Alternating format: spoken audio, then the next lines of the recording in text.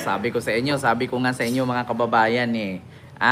Actually, yung i-final nila ito para kalkalin. Hindi po para buhayin yung impeachment.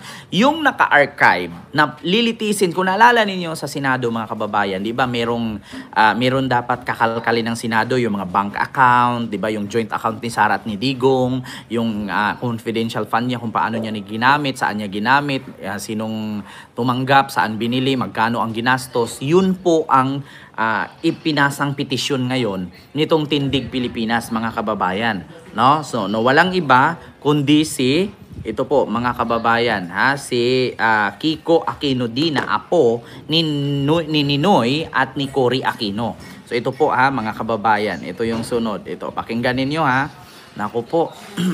Hiniling ng dalawang civilian groups sa Office of the Ombudsman na imbestigahan ang paglustay umano sa mahigit 600 million peso confidential funds ng Office of the Vice President at Department of Education.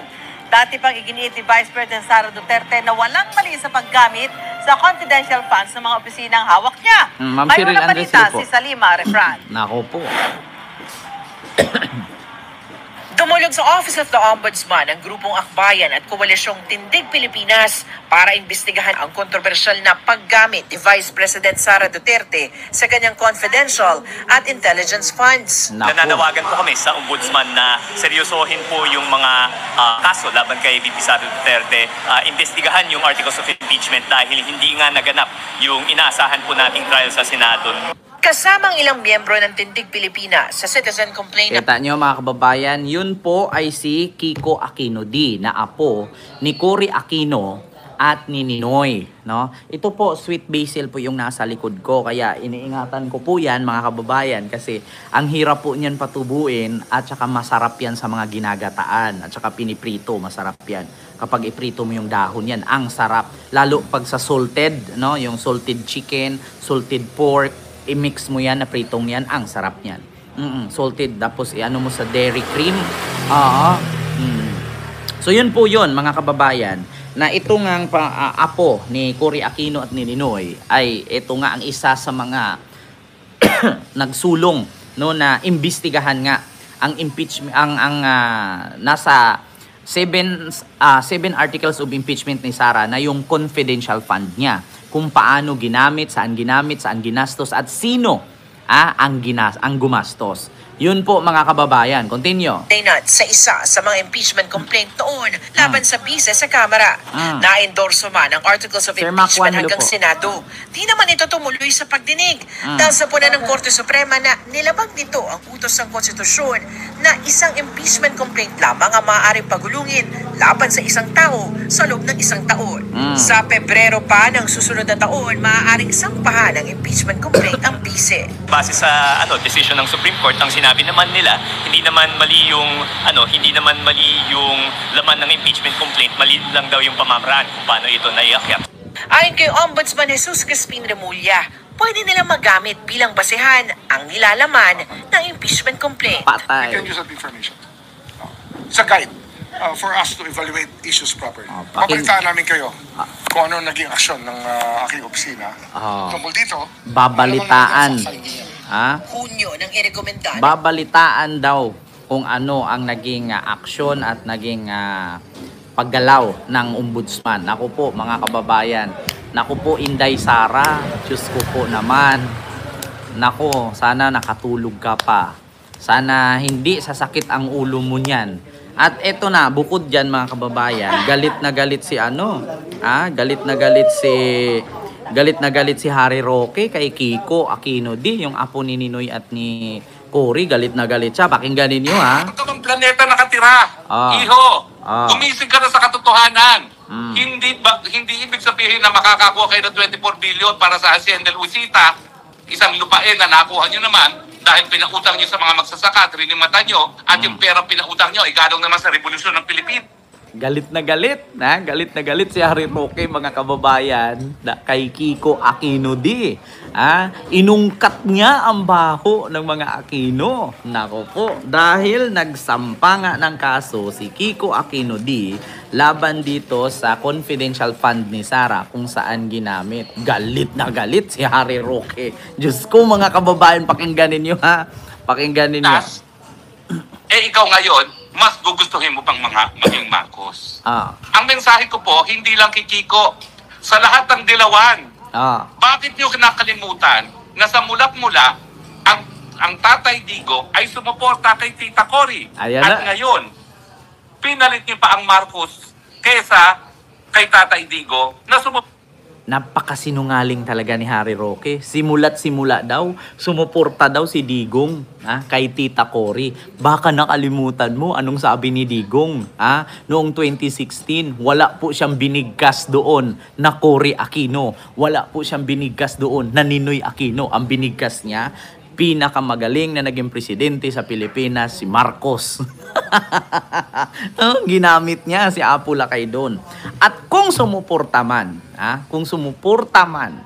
si Digong sa mga Aquino, bakit niya hinabol, no? At kinalaban si Juma Sison. Nako po, mga kababayan. Alam mo, sa totoo lang, Harry Roque, maniniwala na sana ako sa'yo Kaso umuwi ka ng Pilipinas, harapin mo yung kaso mo. Kung hanggang ganyan ka lang, di ba? Puro ka ganito, puro ka ganyan. Tapos nagtatago ka. Sino maniniwala sa'yo? kay Tita Cory. Bakit nyo tututulan si BP Sara bilang karapat-dapat na tagapagpalit o papalit kay Marcos Jr. dahil nga sa kanyang korupsyon sang-ayon sa saligang batas na iniwan bilang legacy ni Tita Cory? Wow. Gumising na kayo sa katotohanan. Kung talaga kayo naniniwala sa malinis na pamumuno, wala pong bahid ng korupsyon si Sara Duterte. Putang ina mo, anong walang bahid korupsyon? Tang ina mo ka. Ano ba nangyari sa'yo? Walang bahid korupsyon? Bakit nagtago ka? Kaninong administrasyon ka ba? 'Di ba? Harry Roque, walang bahid korupsyon si Sara.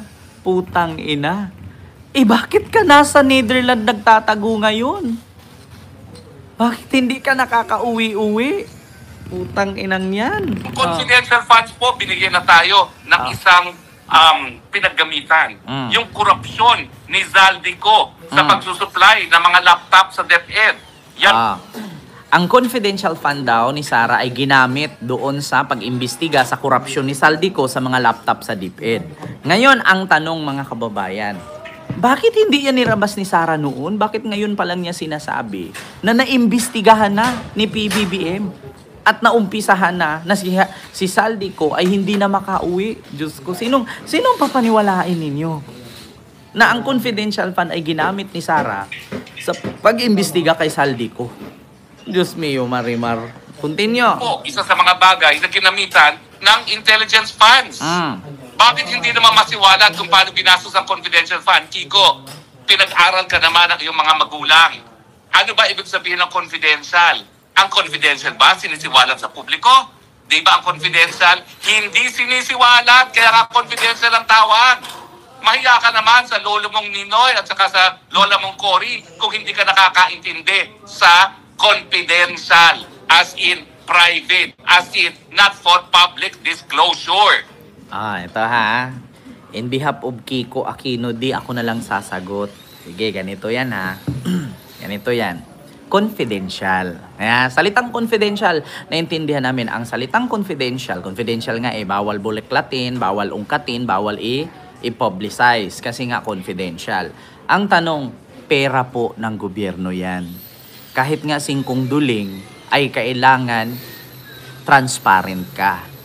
'Di ba? Okay lang sana kung ang pera na yan ay pera ng paluwagan na iilan lang ang nagbigay, iilan lang ang nakakaalam. 'Di ba? Ang pera ng paluwagan, kung 10 lang kayong nag-aambagan yan, may possibility confidential. Hindi nyo pwedeng ipaalam kasi nga 10 lang kayong nagmamayari. Putang ina, 120 million Pilipino po ang nagbabayad niyan. Kaya nga dapat lang po, mga kababayan, ay i-transparent yan at isa-publiko yan. So, bakit mo sasabihin confidential kung hindi naman yan pagmamayari ng 5 tao lamang? Pagmamayari po ng Pilipinas yan. Taong bayan ang may-ari ng pera na yan. Meron ba sa saligang batas nakasaad na kapag pera ng taong bayan, tax ng taong bayan, gagastusin ng politician, hindi na niya pwedeng sabihin kung saan niya ginastos? So anong kwenta, 'di ba? Anong kwenta ng pagbabayad namin ng tax kung wala na rin naman palang transparency? Kung meron lang tayong isang tao na susulong ngayon na hindi magbayad ng tax, isa ako sa hindi magbabayad. 'Di ba? Kung meron lang magsusulong ngayon na isang politician at sabing wag na magbayad ng tax, ay, sasama talaga ako. Yan ang katotohanan. 'Di ba? Yan ang katotohanan. Pera ng taong bayan yan. Bayad ng Pilipino yan. Tax ng Pilipino yan. Bakit hindi pwedeng ipaalam? 'Di ba? Diyos ko, sino bang gumawa ng ganyan na may confidential? 'Di ba si Digong lang? Hindi po pwedeng hindi sabihin yan. Bakit? Pera ng taong bayan yan. Tax ng taong bayan yan. Kailangan transparent. 'Di ba? Si Digong lang ang nagsabi niyan na pribado. Diyos mio, Marimar. Continue natin na, mga kababayan. 150 million ang pupuntiryahin mo. Ang puntiryahin mo, yung halos 6 billion na confidential fund ni Marcos Jr. Alam mo pala na merong 6 billion confidential fund si Marcos Jr. Bakit hindi ka mag-file ng resolution, Harry Roque? Bakit hindi mo utusan yung mga kapwa mo DDS na abogado? Bakit hindi mo utusan si Sara? Mag-file kayo ng resolution na kalkalin ang confidential fund na 6 billion ni Marcos Jr. Bakit utusan mo si Kiko? Bakit hindi kayo? Di ba alam nyo pala na may 6 billion confidential fund si Marcos Jr.? Bakit hindi nyo kakalkalin? Bakit hindi kayo magsanib puwersang lahat ng bobo naman kayo? Di ba? Mag-file kayo ng kaso. Kalkalin ninyo ang confidential fund ni Marcos Jr.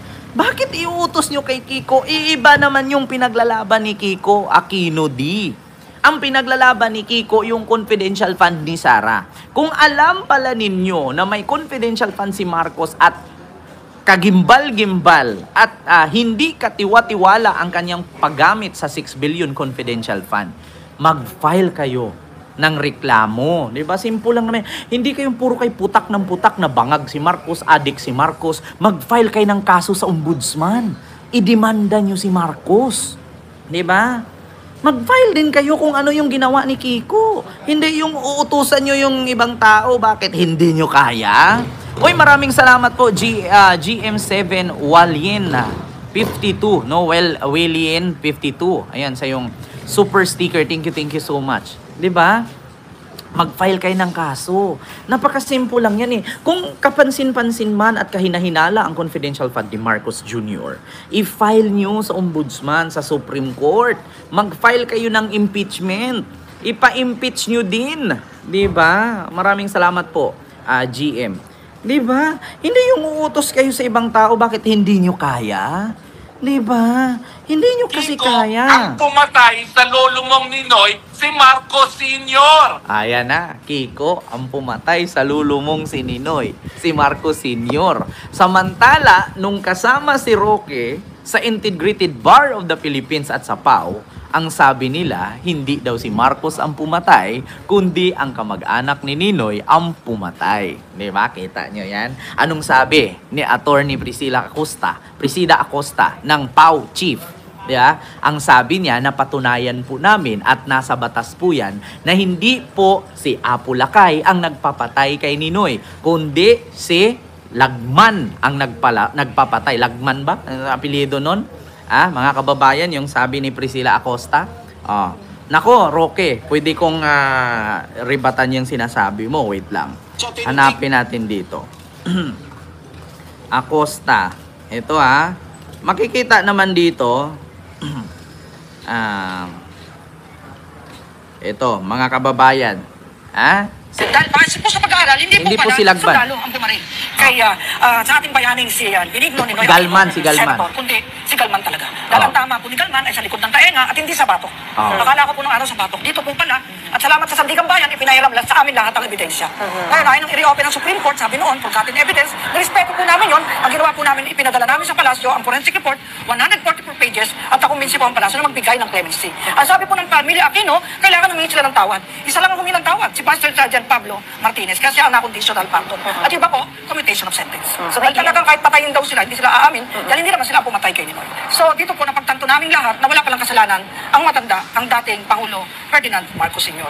Kaya po sabi ko, hihingi tayo ng paumanhin. Kaya pala ang nanay at tatay ko, hanggang sa sila po ay mamatay, ay Marcos loyalist. At lagi sinasabi sa akin, walang kasalanan, si Apo lang kay Jan, anak. Pero siyempre, ako na may maraming naririnig, kaya nga parang nagsisirin ako at ako po'y pumunta sa labi niya at humingi ng paumanhin sa kanya.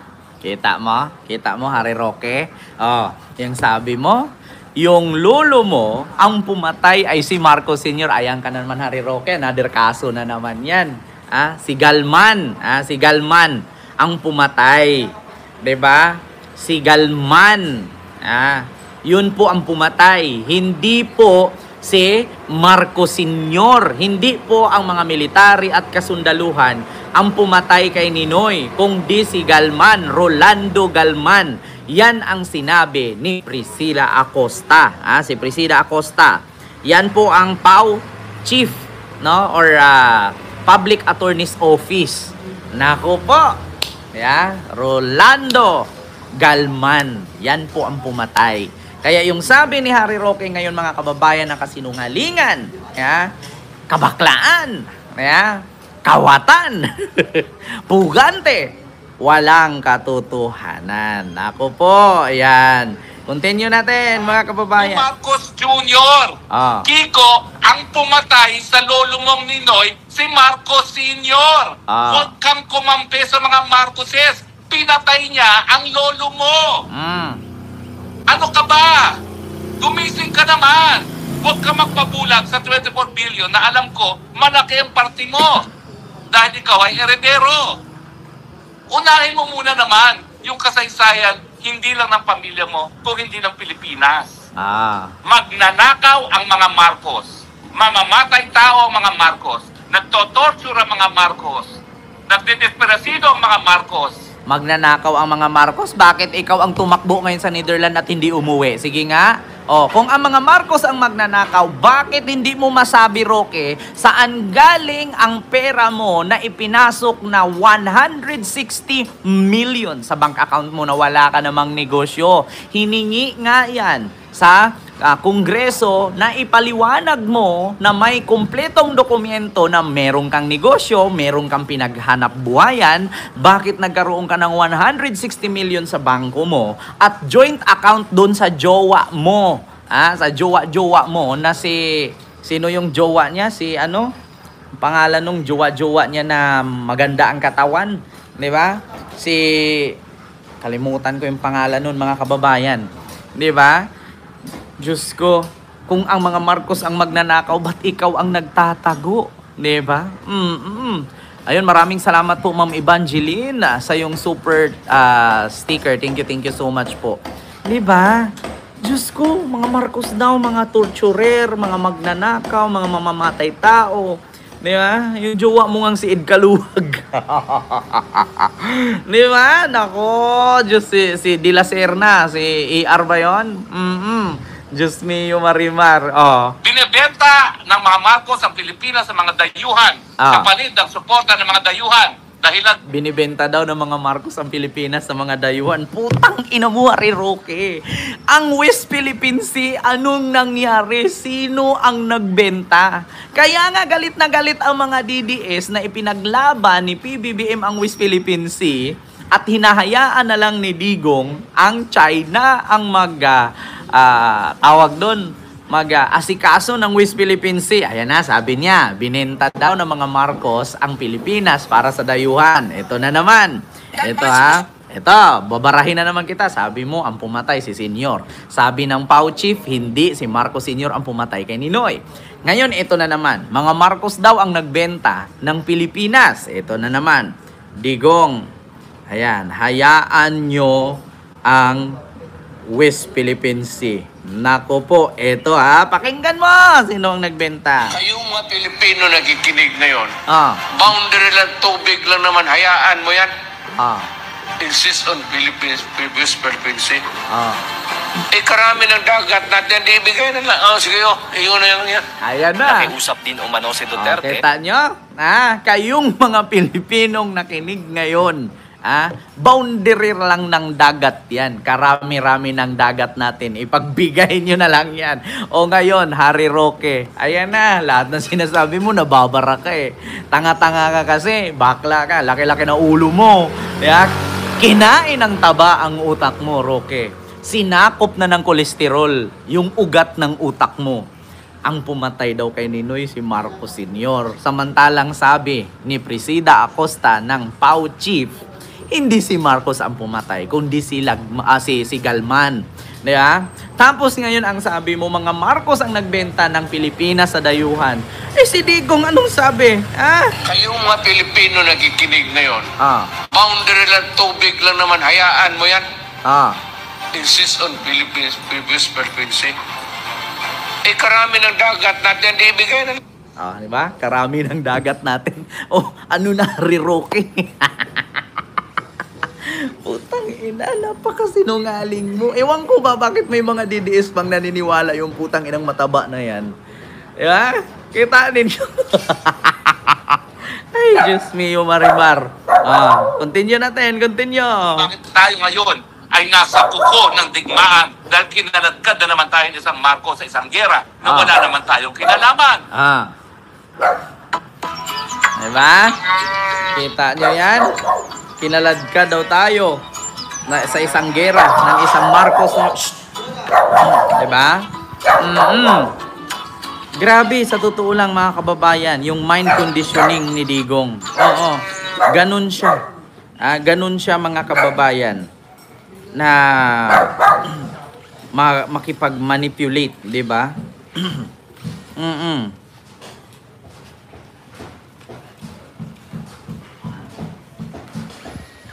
Di ba, mga kababayan, kita ninyo? Pasko, galit na galit si Harry Roque. Hindi niya matanggap na hindi siya pinapakinggan. Paano ba naman kasi? Ito, paalala ko po sa inyo. Noong panahon po na hindi pa presidente si Digong, si Harry Roque po ay isa po yang dilawan. Kung naalala ninyo, siya po ang isa sa nakikipaglaban kay Digong. Siya po ang isa sa nakikipaglaban sa dilawan noon. Ngunit nung nabigyan siya ni Digong ng pagkakataon na gawing spokesperson, bumaliktad ang lahat. Totoo yan. Dati pong dilawan si Roque. Kinamumuhian po siya ng mga dilawan, sinipa po siya. Kung naalala ninyo yung isang transgender na namatay ni Scott Piberton, si Jennifer Laude, siya po ang abogado noon.